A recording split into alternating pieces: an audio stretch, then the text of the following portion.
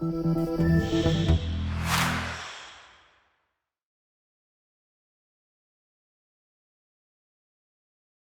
this is Dr. Steve Hotze, and this is the Dr. Hotze Report on Brighteon.tv. I'm so excited today to have as our guest Dr. Ross Pelton, the natural pharmacist.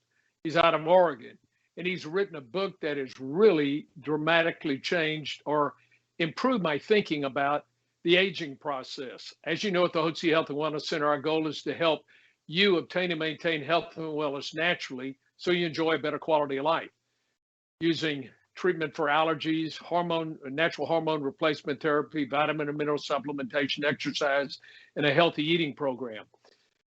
But my colleague, Dr. Don Ellsworth at the Hotze Health and Wellness Center, came to me about a month ago and said, there's a book you have to read. And the book is Rapamycin, a book about rapamycin. Rapamycin, the most promising life extension drug.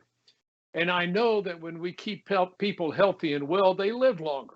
And that's obvious, right? And the most important thing you can do in your life habits to have a good life is to eat healthy. Most Americans don't. But there's a reason that eating unhealthy causes us to age quickly. And Dr. Ross Pelton has written the book, Rapamycin, the most promising life extension drug. He's been practicing pharmacy since 1966. He calls himself a recovered pharmacist because he no longer does pharmaceutical drugs, but he has been, for decades, been promoting natural approaches to health. And so I was so very excited when I read his book. I texted him or emailed him over this past weekend and said, would there be any way you could come on my program on Monday? And so here he is, Dr. Ross Pelton. Dr. Pelton, thank you for being with us, sir. Tell us about your transition from conventional pharmacy, the use of pharmaceutical drugs, to the approach you take now, which is to encouraging physicians to get their patients on a path of health and wellness using natural supplements and medications that increase longevity. Well, thanks, Dr. Hotze. I'm happy to be with you and happy to share my background and my story a little bit. For many years, I was just a standard American diet, fast food junkie sort of guy, a pharmacist, and in 1979, I was living in a small northern San Diego beach community, and just on a whim, I heard some music that was kind of puzzling. I walked across the street down a sidewalk and stuck my head in the door of a little church, and I found a yoga class in session. And I saw a group of people that radiated a level of health that just kind of knocked my socks off. So I got involved in yoga, and through yoga, I met people that were interested in health. Not only did they eat healthy and exercise regularly, they read health books and health magazines and health newsletters, and I just started to absorb all that health-related information like a sponge. It just made sense, and it's still making sense. It just never ends. So that was a major transition point in my career and my lifetime, and I've been interested and passionate about health ever since. And I used pharmacy as a way to make the most money I could so that I could devote my spare time to studying and reading and writing and teaching. And now this book on rapamycin is my 12th book. And I'm just thrilled to have this new information out here because it is a really, really important topic for humanity to start to learn to understand, because I think it's a foundational concept that's responsible for a lot of health problems. Now, Doctor, when did you make your transition? What year was that? Well, it was gradually over from 1979 until right now. I've been continually transitioning. I stopped practicing retail pharmacy about almost 10 years ago when I took a job as the scientific director for a company based in Dallas called Essential Formulas, and they specialize in probiotics. So probiotics and the gut microbiome is one of my passions related to health and life extension. But when I got exposed to rapamycin about 5 years ago, I was at a life extension conference in Las Vegas, and I heard Bill Falloon speak about life extension therapies, and one of the topics is rapamycin. And so I got really interested in rapamycin at that time. And about a year ago, I really started to get obsessive about rapamycin. And so I just devoured everything I could learn about it and realized that there are thousands and thousands of scientific articles and studies that have been published in the scientific literature about this, but nobody's written a book for the general public. And so that became my passion over the last year, and it ended up being a book titled Rapamycin, Mtor, Autophagy, and Treating Mtor Syndrome. And I know that's a mouthful, and most people are going to find those terms new and maybe even daunting. But one of the things I say about myself in my bio is that I'm bilingual. And the two languages that I speak are English and science. So I can talk about the science so that non-scientific people can talk about it. So even though people might not be familiar with these terms, rapamycin, mTOR, and autophagy, I encourage you to read my book and get educated about these topics because it will extend your health span and your lifespan. Well, I think in reading your book, I was so impressed because I could understand it. It was great. You know, I'm a big picture kind of guy, 36,000 foot, and you painted the picture at 36,000 feet, and I understood the principles that you laid down. And I even went and looked at numerous different articles, Blagosklani's article that he wrote about life extension, and other articles. I went on the internet and I just searched articles and read all about rapamycin. So I dug down into some of the deeper details of how this all works.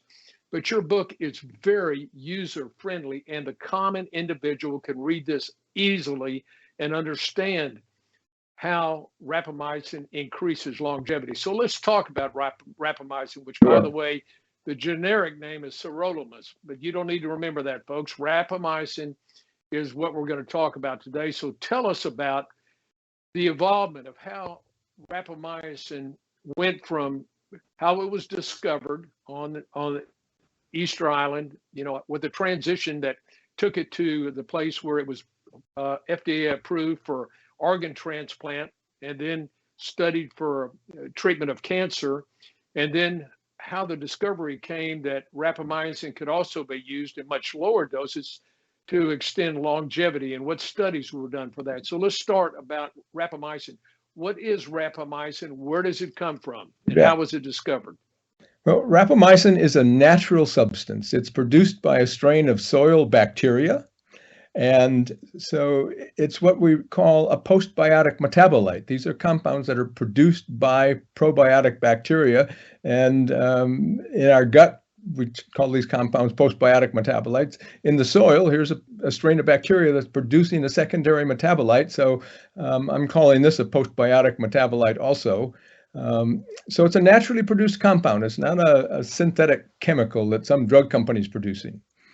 And back in 1966, a team of scientists from Canada organized a scientific expedition to Easter Island. And the goal of the scientific expedition was to look for sources of new antibiotic and antifungal drugs. They took a lot of soil samples from Easter Island, and when they got back, one of the soil samples had this compound that was produced by this strain of bacteria. So they identified rapamycin, and they started to develop it as an antifungal drug.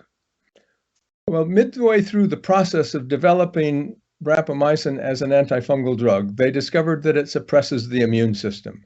So all those efforts were just quickly stopped. A number of years later, people started to realize that people that get organ transplants need to be taking immune system suppressing drugs to prevent the rejection of their transplanted organism, their transplanted organ.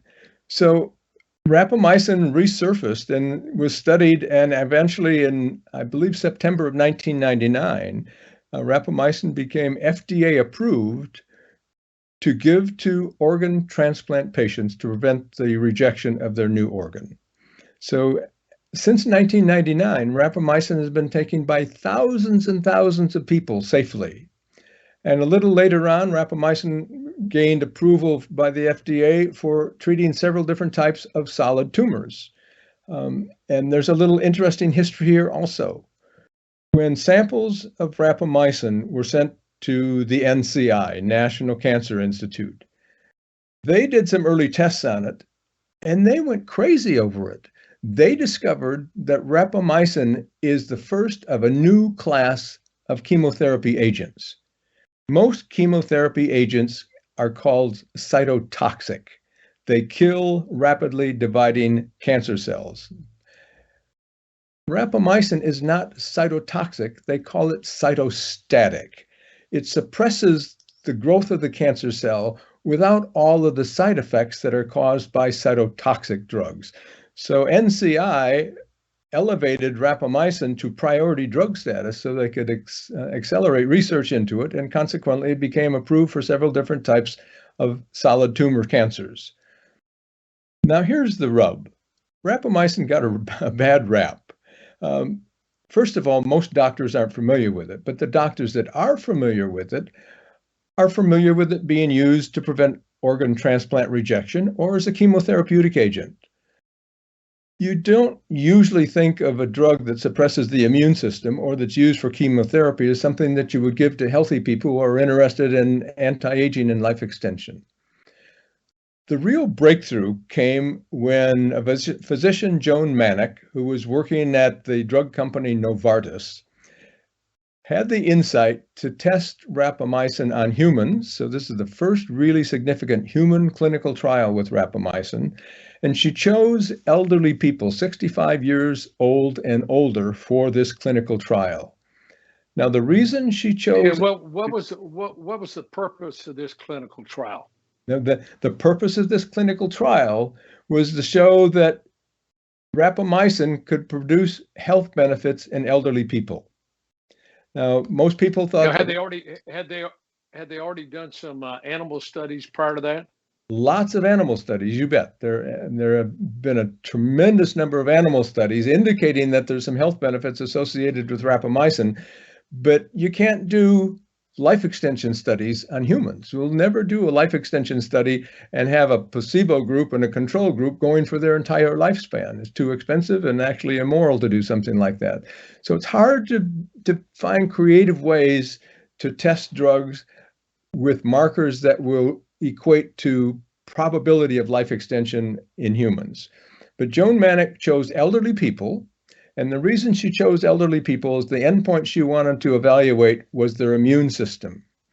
And if you think about elderly people, 65 years and older, all of them have a significant decline in the function of their immune system compared to people in their 20s and 30s. It's just part of the aging process. So she took these elderly people and she divided them into 4 groups. There was one group getting actually she didn't use rapamycin, she used something called RAD001, which is a rapalog, a rapamycin-like molecule. It has almost identical activity to rapamycin. And she gave these individuals either 0.5 milligrams daily or 5 milligrams once a week or 20 milligrams once a week, or placebo group. So they went for 6 weeks, taking one of these doses of the rapalog drug or the placebo. And after 6 weeks, there's a 2-week washout period. And then after the 2-week washout period, all these elderly people were injected with the seasonal flu vaccine. And then Dr. Manick measured how their immune systems responded to the challenge of receiving the flu vaccine. And she found out that 5 milligrams once a week was the sweet spot where these elderly people, 65 years and older, got about a 20% boost in the functionality of their immune system. So this is a real breakthrough study that showed that rapamycin can provide some health benefits, not just suppressing the immune system or used as chemotherapy. And really now we understand that rapamycin has been misnamed as an immunosuppressant. It's really an immune system modulator. And so that's the explanation of this first really important trial in humans that showed that rapamycin had some potential to improve the immune system and ultimately probably extend health span and lifespan. So that's where it all started. Well, tell us about the animal studies that were done on. There have been animal studies I know that have been done on lifespan with mice, with monkeys, with various insects to discover but I particularly am interested in those rat studies, the mice studies. You bet. It's been studied in yeast. It's been studied in flies, Drosophila. It's been studied in mice and rats. It's been studied in a small mammal, the marmoset. And in all of the different animal studies, on average, there's anywhere from a 20% to a 60% increase in lifespan. When they gave rapamycin to 20-month-old mice, which is the equivalent of 60 to 70-year-old humans, the females got 14% life extension and the males got 9%. This is really exciting because it suggests that even elderly people can get some significant improvements in their health and ultimately increase their health span and their lifespan by starting in taking rapamycin, even in the late 60s and 70s and on. So I think the only people that probably are not able to get significant benefit from rapamycin are people who are already in hospice or on life support. But I think most people alive today can get some really significant health benefits from taking rapamycin. And in order to explain why I make that claim and that statement, I need to take a little time to understand what 25 years of research on rapamycin has really uncovered. So you want me to take a little Before we do that, before we do that, I want to ask you, now they studied elderly mice, which would be 20 months. Right. Because in elderly mice, I guess mice live to be 22, 24 months, somewhere there. So it extended, which would be equivalent to a 70-year-old, extended life in the male mice, almost 10%, in the female mice, 14%. Right. But they also did studies on mice in midlife, like at 10 months old, and they gave them rapamycin. What kind of life extension did they find in those? They got significant life extension. And if we go back to young mice who've been on it for their lifetime, 60% life extension. That's astounding. And so that would be equivalent. That'd be equivalent to you take a 40-year-old person, let's say the average lifespan, let's say it's 80 for round numbers. It's a little bit less than that, but let's say it's 80. And you add 60% to that, sir, that's 48 years. It's pretty darn impressive. And that's what they found. That's what they found in the mice studies.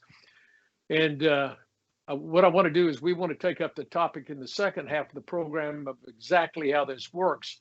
But before we get there, I'd like to go into how. So this lady does a study and says, well, it's an immune system modulator. By the way, folks, rapamycin is used to suppress the immune system in high doses in people that have organ transplants.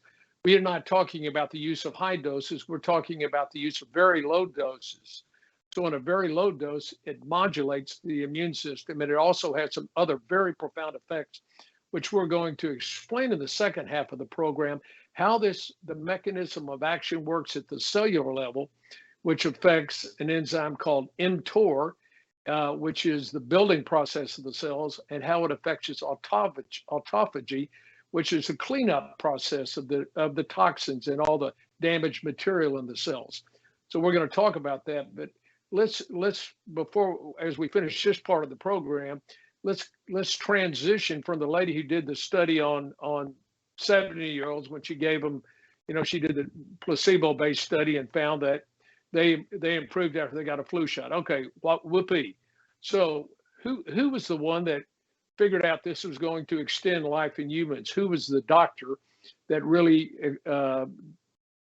promoted that idea, and how has that been accepted?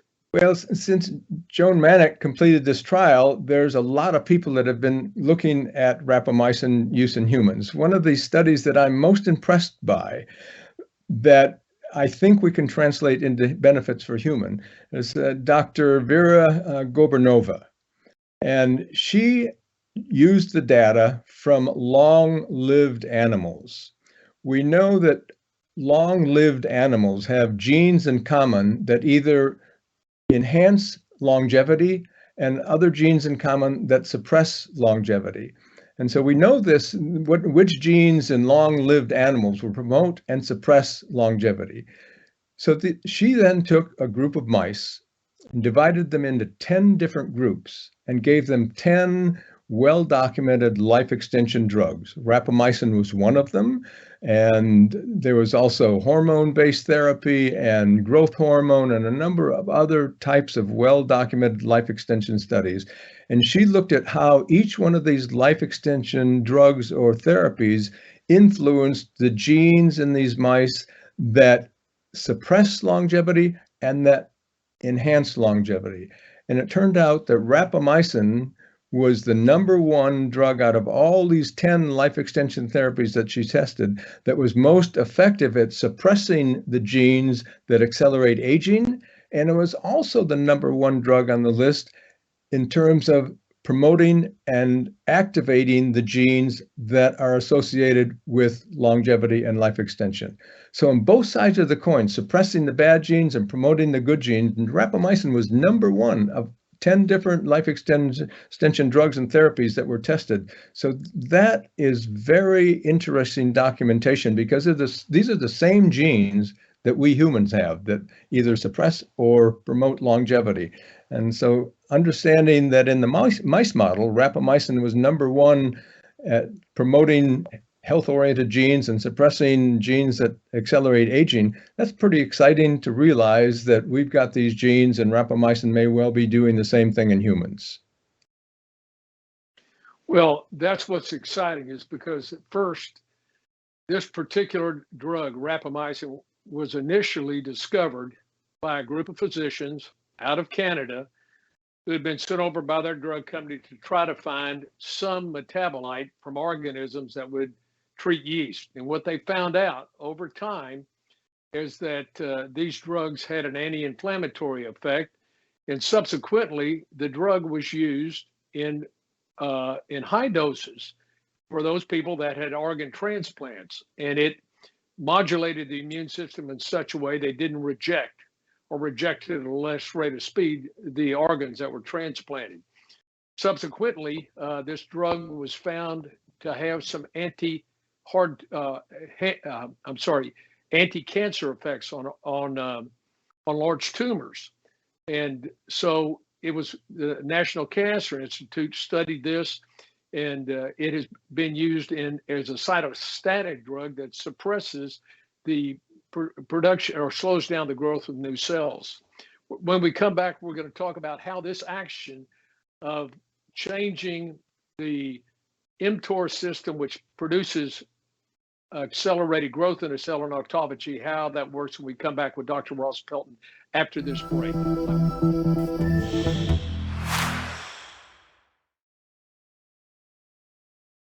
Hello, I'm Dr. Steve Hotze again. Welcome to the second half of the Dr. Hotze Report with my wonderful guest, Dr. Ross Pelton, who's a natural pharmacist. And that's a rare breed. Dr. Pelton, for decades, has been promoting natural approaches to health, vitamin and mineral supplementation, the use of probiotics to get your microbiome and your gut healthy. And most recently, he has become very interested in promoting the concept of increasing your lifespan using a medication, a drug, which is a natural drug called rapamycin. He's written a book called Rapamycin, the most promising life extension drug. And I want to encourage you to get a copy of this book. We're going to discuss rapamycin in more detail. We discussed in the first half that rapamycin was derived from some bacteria found on Easter Island by a group of scientists who were from a drug company. It was initially thought to be able to be anti-yeast or antifungal, but it was found out to be in high doses a good anti-inflammatory drug that could be used in patients that had organ transplants. Subsequently, it was found to be a cytostatic drug in the treatment of cancer. And then more recently, over years, through studies in animal studies, it's found that in low doses, not in high doses that they give patients that have organ transplant, it modulates the immune system and it increases life extension dramatically. It started at a younger age and significantly even started at an older age. So rapamycin is a adjunct to what we do at the Hotze Health and Wellness Center and helping people get on a path of health and wellness naturally. I personally believe, and I'm sure you'd agree with this, Dr. Pelton, if you're alive, you might as well feel alive. And most people, as they get older, they may live a long time, but they've got heart disease, they got diabetes, they got they got maybe having some problems with cognitive function, they got liver disorders, kidney disorders, obesity, arthritic problems, they got problems with their sight, problems with their hearing. They feel like they're falling apart.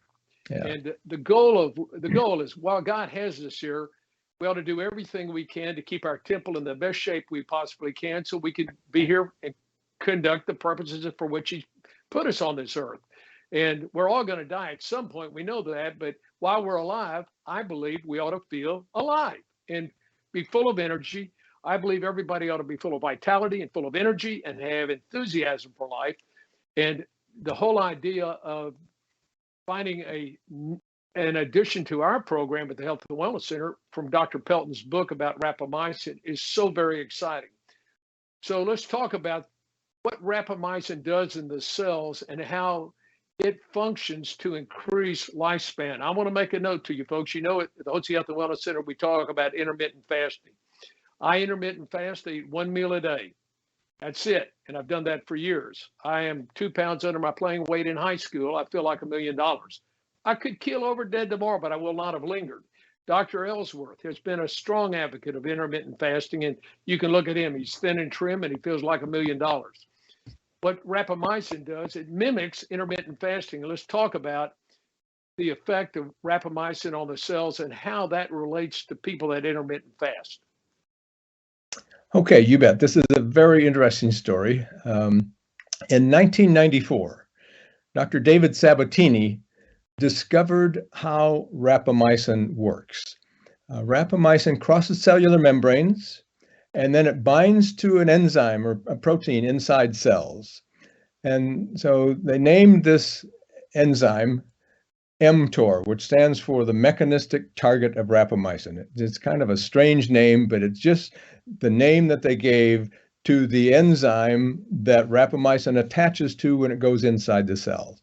Now, Mtor is a sensor of nutrients inside cells. So when you eat and you have nutrients available in the cells, Mtor senses these nutrients are available, and it sends signals throughout the cell. Use these nutrients to build, grow, proliferate, make new proteins, make new enzymes, new cellular components.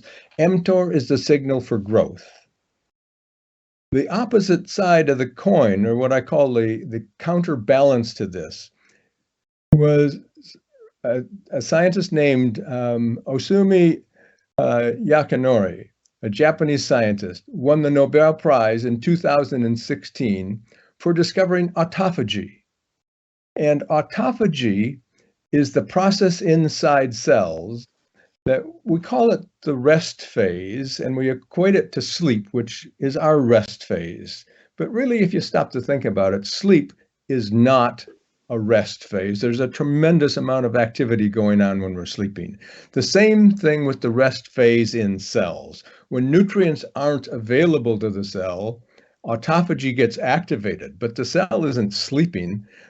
Autophagy is the process where old cellular components get broken down, recycled, or eliminated. Autophagy is cellular detoxification and revitalization. So these two, autophagy and Mtor, they have to be in balance. And for 99.99% of human evolution, Mtor and autophagy were in balance. Remember, Mtor senses when nutrients are available. Well, for most of human evolution, people did not get up in the morning and go to the refrigerator, open the refrigerator, and start making breakfast and eating food. For most of human evolution, paleoanthropologists think that mankind, humans, ate once a day. They had to forage for their food. They had to kill animals. Eating was not an easy process. So they usually probably ate one meal a day and spent about 4 hours per day digesting their food. These days, people eat all day long. refrigeration came online, food packaging and preservation came online. So food is so easily available these days that people start in the morning, they have breakfast, lunch, dinner, mid-meal snacks, mid-afternoon snacks, an dessert after dinner, and evening cocktails. People are ingesting food and digesting their food about 16 hours a day compared to 4 hours per day for our ancestral humans. So people today are eating and digesting food 4 times longer than humans did for most of human evolution. That has thrown things terribly out of balance because remember, mTOR is the sensor of nutrients, and so it's the build grow signals. But if you're building and growing constantly, you can't sustain that. It's just like intense exercise. You can't intensely exercise on an ongoing basis for a long period of time. You have to have rest periods. And it's the same with every cell in your body. So autophagy is only able to be activated when nutrients are not coming into our body. So the natural way to do this is intermittent fasting, also referred to as time-restricted eating, where you don't necessarily eat less food, but you condense your food intake into a smaller time period, so there's a greater amount of time where you're not consuming nutrients. And that's when autophagy gets activated. But a lot of people aren't probably going to discipline themselves to do intermittent fasting and time-restricted eating, but rapamycin does it for you. Rapamycin goes into the cell, it binds to mTOR, and it's called the partial inhibition of mTOR. If you take rapamycin every single day, the way they do for chemotherapy or to prevent organ transplant rejection, you do get significant immune system suppression and also a number of other side effects.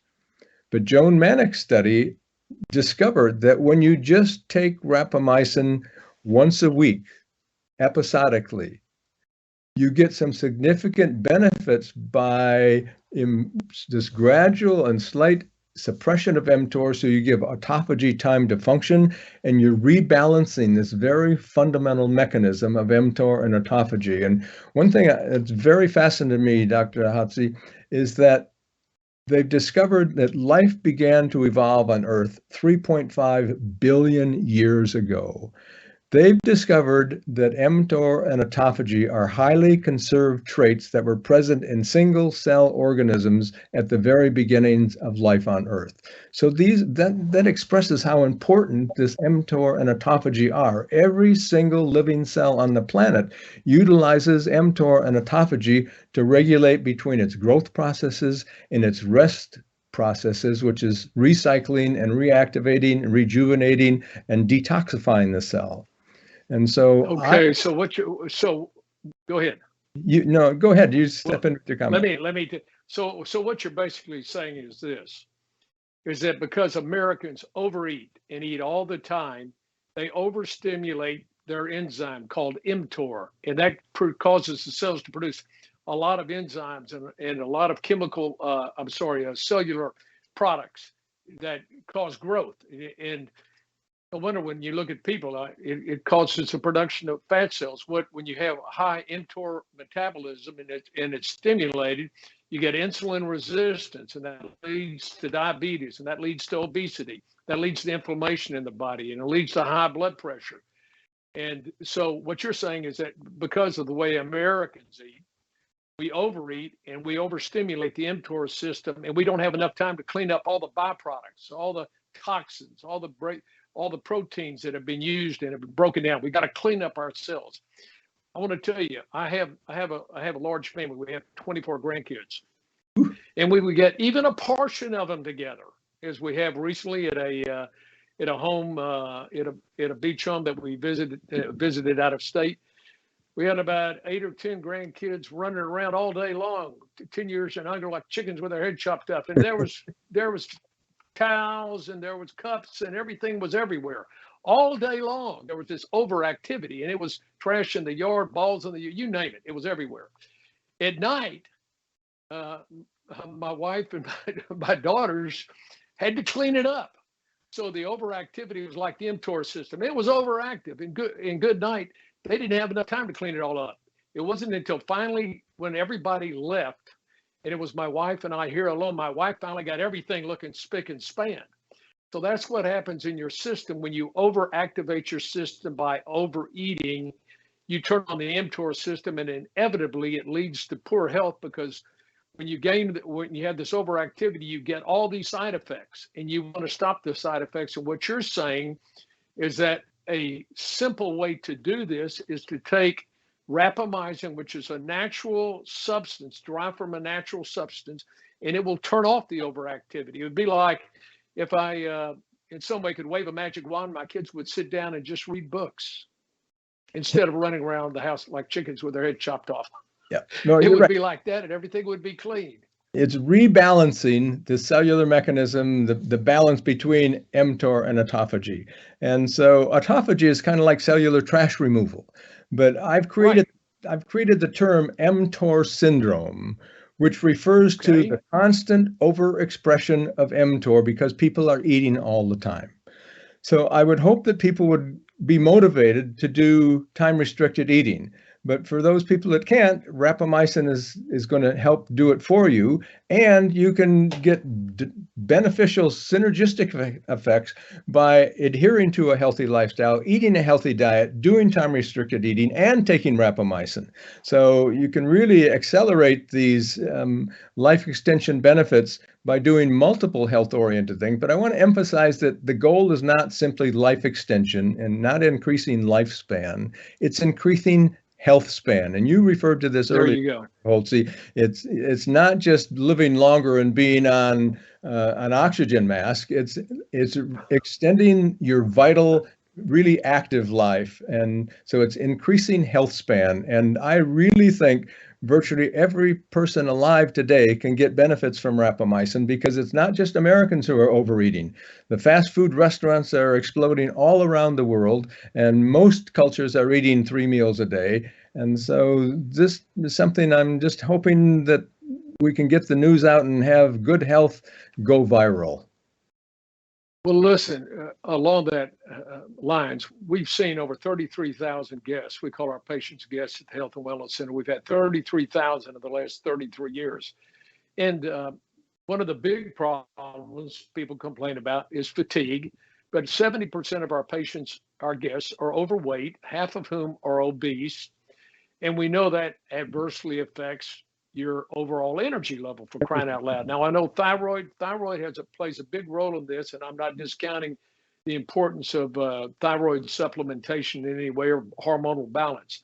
But with rapamycin, we get our patients on a yeast-free eating program, a ketogenic type program, ketogenic friendly program. And initially they will lose some weight if they'll get on that program. But as you know, and as you listeners know, it's not the easiest thing in the world. It's a lifetime of habits of getting up in the morning and saying, hey, where's the donuts, honey? I thought you were going down to Shipley's this morning and getting them. Or you go to church. Before you go to church, you have donuts. You get them at coffee time, and then you have them at the Sunday school class. And on the way home, you go by and get some, you get some kind of fast food for lunch. And it's that constant eating of these high carbohydrate diets, which increases the system's activity and overactivity of the mTOR, the enzyme system that causes your cells to produce too many products, and these byproducts, these cellular products that are produced, are broken down in the cells, but you got to have time to clean them out, and that's where autophagy comes in. So what percent should our balance, when we talk about balance, we're not talking about 50-50. What are we talking about? I'm glad you brought that up. As far as autophagy versus cellular activity. Right. So balance is not 50-50. You're right. So for most of human evolution, people spent about 4 hours per day in mTOR and 20 hours per day with autophagy, because they weren't eating more than 1 meal a day usually. These days. So that's an old 80-20 rule. Yeah. These days, and I express it like this, balance like this, 4 hours autophagy and 16 hours or 20 hours of mTOR and autophagy. But now the teeter-totter is way out of balance because people are in mTOR all the time and autophagy is not getting any activity. So we really have to bring this back into balance. And it's just like your microbiome. Balance in your microbiome doesn't mean you got 50% good bacteria and 50% bad bacteria. A healthy microbiome has got about 85 or 90% good bacteria and only a small number of bad bacteria. It's just like the cellular environment. This is an ecosystem that needs to be in balance. And so we need to understand the importance of eating less and having more time that we're not eating so that autophagy can get activated. But for those people that want to accelerate the program, rapamycin is a drug that is going to do this for you.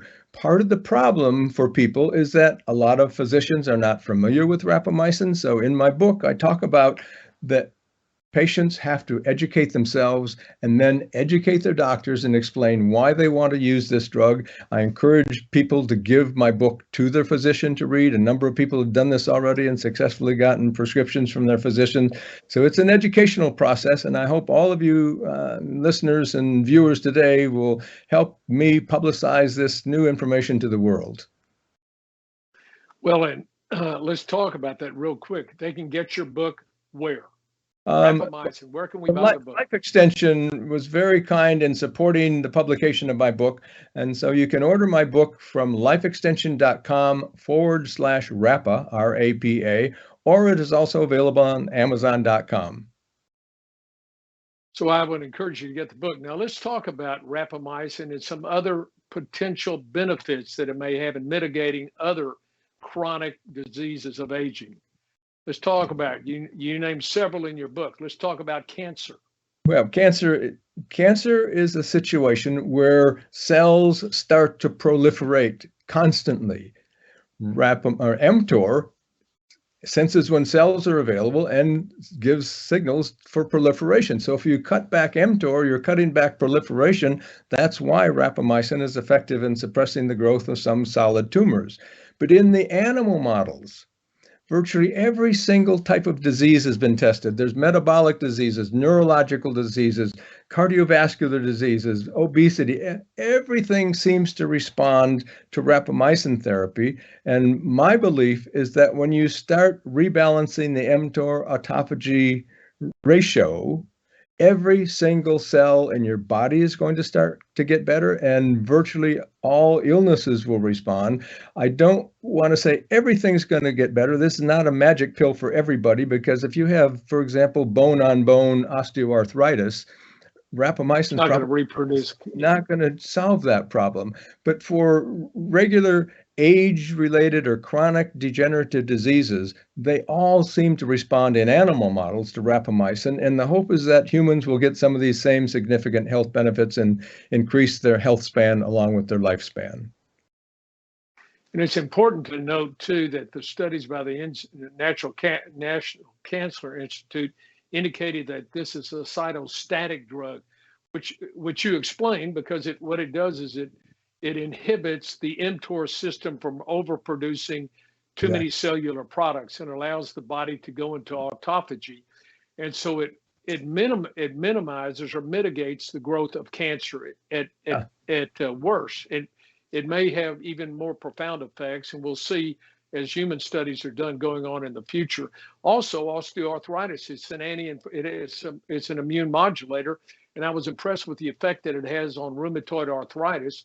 And I have several guests of ours that have rheumatoid arthritis, many of whom are put on all kinds of hard, very strong pharmaceutical medications, which have terrible side effects. And it's going to be interesting to have some trials with our guests and give them an opportunity to see if rapamycin will help relieve their symptoms. So this is really revolutionary in what you've done. And I would encourage every one of you to get Dr. Pelton's book, Rapamycin, the most promising life. You can get that on Amazon, or you go to lifeextension.com/Rapa and get a copy of that book and read it and get to know it. Now, at the Hotze Health Wellness Center, because of the keen investigatory work by my colleague, Dr. Don Ellsworth, we have initiated a program where we offer this to our guests as an opportunity for them to experience the benefits that are apparent in rapamycin. Now, the dose that we use, and we're recommended to use right now, we're using 5 milligrams a week. It's that, and you're in contact with physicians across the country that use rapamycin. That would be the standard dose, wouldn't it? The most commonly used dosage, yes. Actually, 5 to 6 milligrams.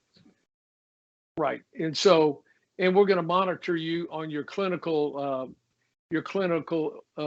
improvement as you take this medication. We'll also do some blood tests to follow certain markers in the blood to make sure you're not getting too much or too little of the rapamycin.